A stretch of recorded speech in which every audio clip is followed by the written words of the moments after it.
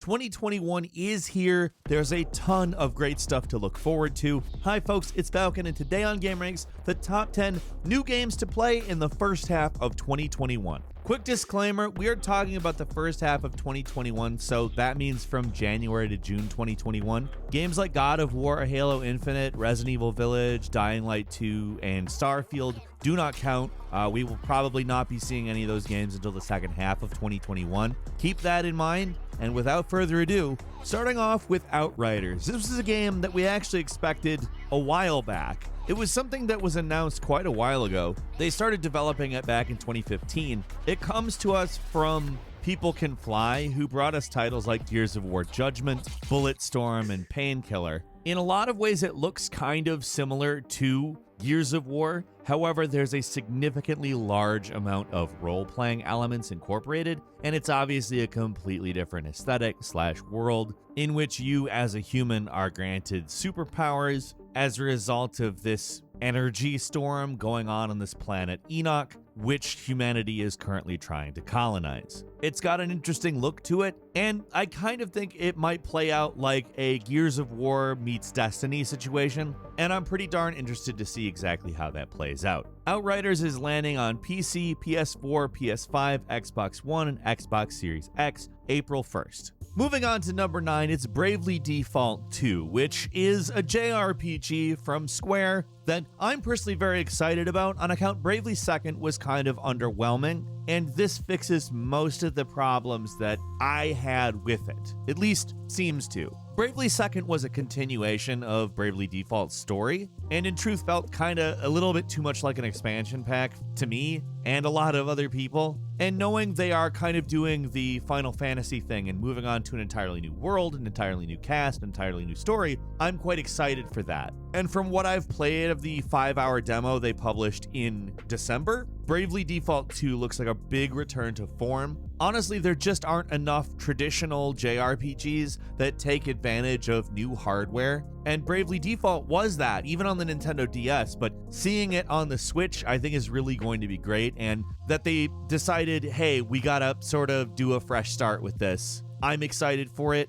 It seems to encapsulate the spirit of what Bravely Default was about more so than Bravely Second did, and I'm excited for further entries in it. Bravely Default 2 is coming to the Nintendo Switch on February 26th. At number 8 is Monster Hunter Rise, which brings to us the sort of formula that we saw in Monster Hunter World, combined with a more verticality-oriented level design philosophy. Now, that doesn't mean they're throwing out the zoneless approach that they used for Monster Hunter World. That's still there, but they've retailored a lot of what's going on in this game to be good for a verticality-oriented set of mechanics. I think this is a really interesting decision, and I think could result in something incredibly positive. The game was developed alongside Monster Hunter World, with the two teams working on these two games, exchanging information and trying to keep everything in sync. So a lot of the design decisions that were present in World are probably going to be present in Rise. And I think that's a really good thing, because World really did a great job of sort of crystallizing what Monster Hunter is about and adding the verticality that Rise is intending. For all intents and purposes, might be a really big, very cool addition that might influence future Monster Hunter games for who knows how long. Monster Hunter Rise is a Nintendo Switch exclusive, and it's coming on March 26th. At number 7 is Returnal. This is a third-person science fiction psychological horror shooter, which was part of the PlayStation 5 announcement presentation. And not only did it show off a lot of the graphical prowess of the PS5, but it really shows promise as this kind of cosmic horror-oriented, is it in your head, is it not, Groundhog Day, end of tomorrow type, time loop, dying, trying to escape type story/game. It's of course a shooter, so you know what kind of dynamics you're getting there. It does look interesting in that the suit that you have, which adapts over time, offers different weapons, as the planet, which also adapts over time, ends up having to keep you on your feet. Now, apparently haptic feedback is going to play a big role in this game, and I'm really interested in finding out exactly what that means. But until then, I think looking at the visuals and type of game it is and the whole cosmic horror thing, I'm just really excited for it. I think it could be really special. It lands on the PlayStation 5 on March 19th. At number 6 is The Medium, a really innovative looking game in which you control somebody who is a medium between the regular world and spirit world, and you're generally always controlling her in both worlds at once. And I think that what we've seen of that, given how these two worlds are connected and the things you can change and cause to happen in one world by doing something in the other, offers a lot of really innovative gameplay possibilities. And they've done a lot of touting this dynamic, so it kind of has to work out really well for the promise of the game to be fulfilled, but I'm sold on it. I'm excited to see if it pans out. Like I said, pretty much everything I've seen looks good. It comes to us with a soundtrack from Akira Yamamoto from Silent Hill, and really does seem to take a lot of inspiration from the sort of way Silent Hill works. In order to do the two worlds, they kind of did the fixed position cameras that we saw back in the original Silent Hill. But in a lot of cases, this game looks maybe even a bit more scary. I think there's a lot of potential, and I really hope it lives up to it, because it'd be great to see this Xbox/PC exclusive really work out. The Medium is hitting on January 28th. At number 5 is Destruction AllStars, a game that was originally going to be a launch title for the PS5, and I think is kind of possibly, in terms of multiplayer, a real killer app for the PlayStation 5. It's a vehicular combat game which kind of combines a sort of roller derby type thing going on with, like I said, vehicular destruction, where the point is obviously destroying other players' cars.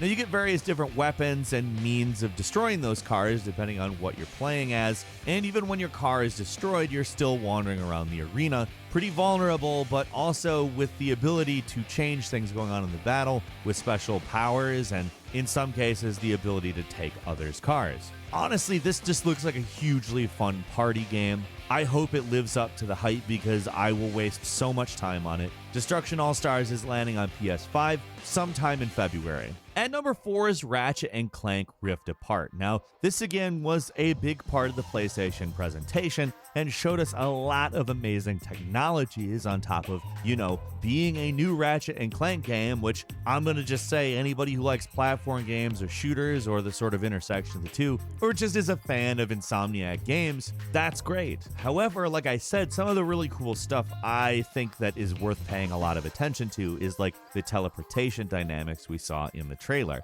This is going to be an insane game.